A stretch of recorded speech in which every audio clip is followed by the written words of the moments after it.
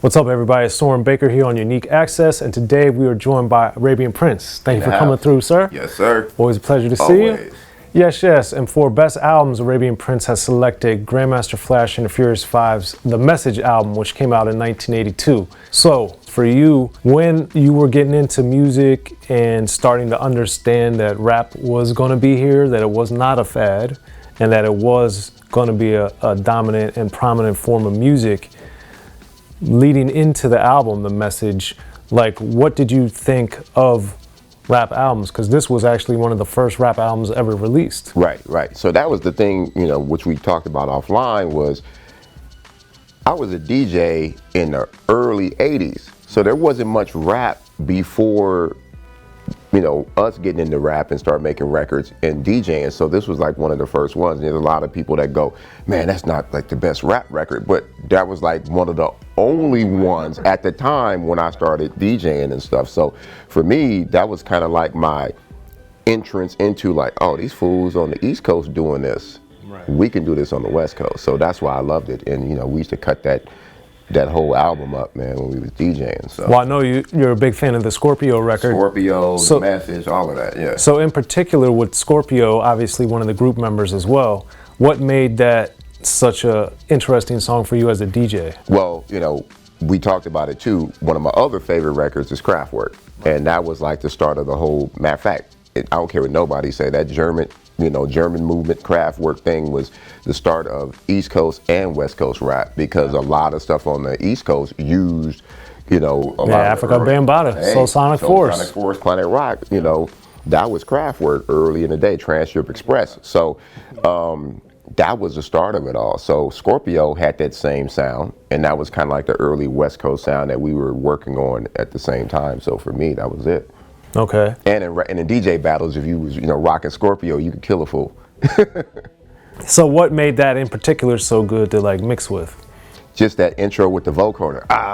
Scorpio, and then one of the best, I got to give a shout out to my homeboy, Joe Cooley, used to kill it. Matter of fact, to this day, he still kills it, yeah. Okay, and then obviously The Message is one of the song The Message is one of the most important songs in rap history, which helped in so many different ways. That's credited with being like the first reality rap type of record. So for you, being a fan of the faster electronic stuff, when you heard The Message, which clearly sonically is a lot slower, right. The storytelling clearly is very different, and what they did on the record was very, very groundbreaking at the time. So for you as a consumer, as a producer, as a DJ, what did that record do that made it so special to you? Well, it just, it made it so that you realize that it wasn't just about one type of music. It was like open to whatever in your mind you could create. Because if you listen to that album, there was a whole lot of different stuff on that album. It wasn't all the same thing. And, that influenced me in a way that if you listen to all my music that I've ever created, it's freaking all over the place. Because I'm just like I'm a producer, I'm a creator. I like to create things, man, and I don't think I'm stuck, okay, you have to do this style of music, or you have to do that type of music. I just want to do whatever pops out my head.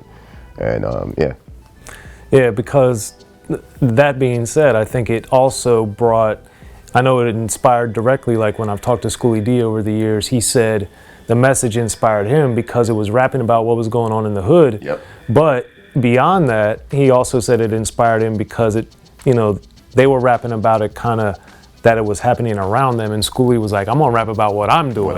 Yeah. And that made, gangster rap take off when it became first person, which Ice-T, yep. Eazy-E, everybody did later after Schoolie D, inspired all by The Message. So, what Melly Mel did there as far as the storytelling aspect, because as you're well aware, everybody before that would rap about girls or their DJ or the party. Yeah. So to hear someone rap about the streets, and the streets not in a positive light, like what impact did that have on you as a person? Well, that had a big impact on NWA for sure, because we went from doing like exactly what you said. We went from rapping about girls, parties, and cars and money, to rapping about girls, parties, cars, money, and street and hood, and it was talking about the same thing, but we took it more reality, what was going on in our neighborhood, especially with getting swept by the police all the time when we were young for no reason, and all the, you know, at the time, crack and those kind of drugs were starting to kind of rise up on the West Coast. So it was definitely an influence for us to give that message and talk about what was going on in our neighborhood. And then that was also one of the earliest rap videos. Right. So seeing that, I just remember, even at the time, it seemed like a low budget, which was shocking because it's 1982. Yeah. But it also showed, you know, what a lot of people outside of, I guess, Black urban America weren't familiar with. Right. So obviously, being out here, you were more familiar with it than the average, you know, white person that doesn't know anything about the hood per se. So looking back, or even at that time, what impact do you think that video had to the viewer? It actually opened a door to America, to a neighborhood, to a hood, to a inner city that no one has ever seen. Because if you didn't live in the Bronx or Brooklyn or Queens or any of those places down there, Bed-Stuy, all them places, man, you didn't know. Like, even when we went there for the first time, it was crazy when NWA got to walk around Queens and Brooklyn with some of the cats from down there wearing Raiders gear. It was like, they thought we was crazy. But it was like, man, this looks just like Compton, but a little different.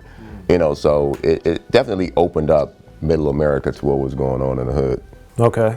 And then, as you said, the rest of the album, it's very short as far as track-wise, the number of songs on it. Right. But with She's Fresh on there, like why do you think that's a good song to open up the album? I think it was because that was their state of mind.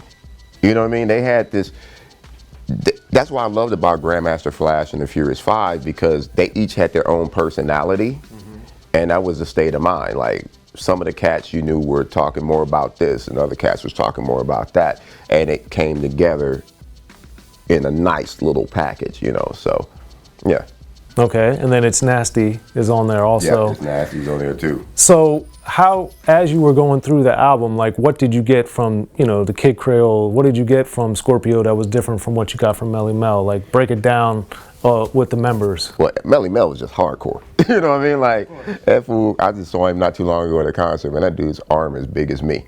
And, but, like, he had his own style. And then, you know, it was just, like I said, man, each member, one was more into the girls, one was, you could tell one was a little more street, you know, and they all had their own little flow as well. And it kind of complemented each other instead of having a group that everybody raps the same way, you know. And I think that, and no disrespect to rap now, I think that originality is starting to be a lost art. You know what I'm saying? Like, it's hard to tell apart who's doing what now.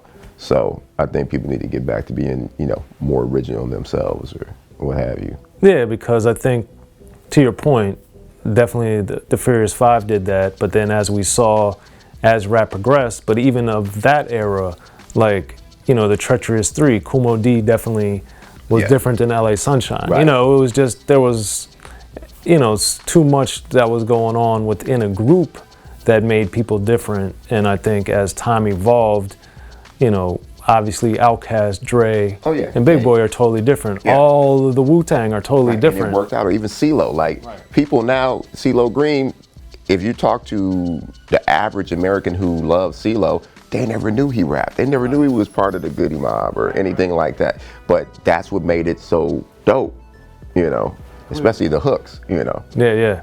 And then in that era too, as we saw kind of phase out in the early 90s, but Grandmaster Flash and the Furious Five. So back then you had DJ Jazzy Jeff and the Fresh Prince, Eric B and Rakim, Cash Money and Marvelous, you know. So with that, why do you think, or what was the significance back then of having the DJ's name first in the group? Because the DJ was the party rocker. The DJ was always the centerpiece of a party. You know, especially in the hood, you know, if you had a house party or you had some party like they had in New York, who were you going to see? You was going to see the DJ, and you were going to see the DJ play the music. And then you had the MC talking about the talking DJ. about the DJ. And that was a crazy thing because at first it was just the DJ, and then it was his homie with the crates who was like, man, I'll hop on the mic. I'll be the mic dude. And he would just start saying, and next thing you know, like, okay, I can't do this. No, come back, man. Hop on the mic. Right. I always had dudes come up to me, man, let me rock the mic. And I check them out, and either they was whack or they could handle it. If they can handle it and they could rock it, I let them keep going. So, yeah, I think that was really a thing why the DJ's name was either the headliner or as equal to the rapper back then. Okay. Yeah. So now looking back, what is the legacy of the Message album by Grandmaster Flash and the Furious Five? You know what? To me, it's a big legacy because that helped propel my career. Because it was like, I was already, believe it or not, I was already into craft work before, and that sound because of my uncle bringing it back from overseas from being in the military. But I had no idea that I was going to use any of that stuff on beats because I wasn't making beats.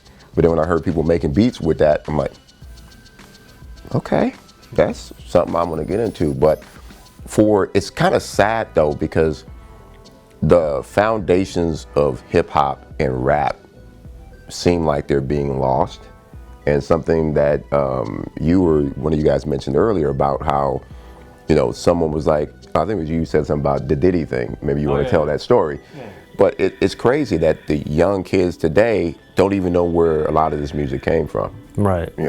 And it's ironic given the fact that the music is based on sampling by itself. Yeah, it's based on sampling, but the person who made it famous, other than the original person who did it, the kids today don't even know that rapper did it and not this rapper. So, like even with Too Short, there's that new trap song out that's using the Too Short bass line, and they don't even know where it came from. No, not at all. Yeah. No idea. Yeah. But that's why we're here on Best Albums, man. Yes, sir. And Arabian Prince is in the building with Grandmaster Flash and the Furious Five. The Message, I'm Soren Baker, Unique Access, Best Albums.